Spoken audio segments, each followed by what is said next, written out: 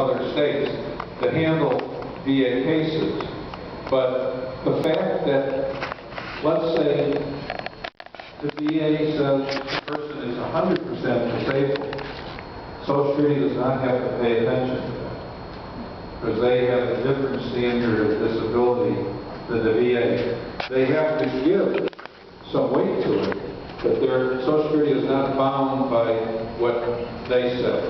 They're not bound by if an insurance company finds the person that they have long-term disability. Social Security is not bound by that because of the particular scheme that Social Security has for determining what's disabled. Yes, Doctor. Okay. One situation I'm having in my practice is most known as psychiatrist. There are people that have had serious mental illnesses in the past, they met the listings, got on disability. Over time, we came out with new medications that cost a fortune that helped get them better stabilized to a point. Some of these got involved with fellowship housing, and we get eventually rehabilitated and hired at what's called supported employment, where places like Publix or Burger King that hire people with mental disabilities, take them on, don't expect too much of being a bag boy, a cleanup person, whatever. They're allowed to earn a certain amount without losing their benefits. But over time, I have one example in mind, this guy works in the same store, same job. Over the years, they finally started increasing the guy's hours. This is someone that you meet him on the street, you know there's something wrong, he doesn't relate normally to people, talks strangely about weird stuff. But because he's been in the same store, same job many years, he's able to increase his hours enough where he earned too much and lost his benefits. And of course, with that, loses the Medicare that pays for the drugs that keeps him stable. So there's a vision of how to deal with situations like this. He should lose his And that happens a lot at places like Publix because they get a little incremental increase in their salary, And then they're supposed to report that to Social Security. I mean, the only thing that those people can do is file an application. Now what happens, and we've seen this a lot in the last few years as Social Security's got better computers, the person in the first 9 months they made too much money, but it didn't count against them because it was part of their 9-month trial work period. And then in the 10th month, they made too much money. And even if they made less money after that 10th month was the killer. The Social Security doesn't find out about it until 5 years later.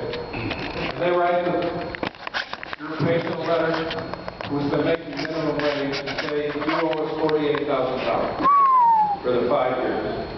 Now, those people, particularly the mental patients, they could get a waiver of that, and unfortunately. But the only other thing they can do is to file a new application for disability. Okay, thank you very much for inviting me. I'll be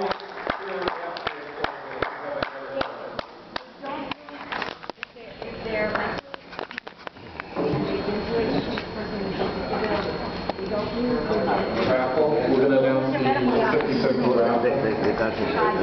Can I get your card? My card?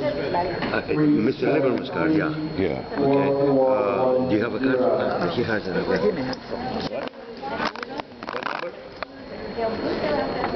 3734440. You should call agencies for persons with disabilities. I won!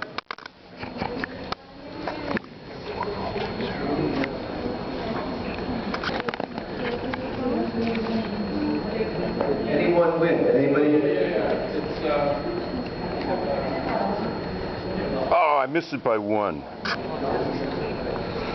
Did you know Bob Self? At the phone company, Bob Self? One other announcement, today on Show Day, all members of the synagogue should have received from the Men's Club a Yom Show candle, and they request for a small contribution to help pay for it.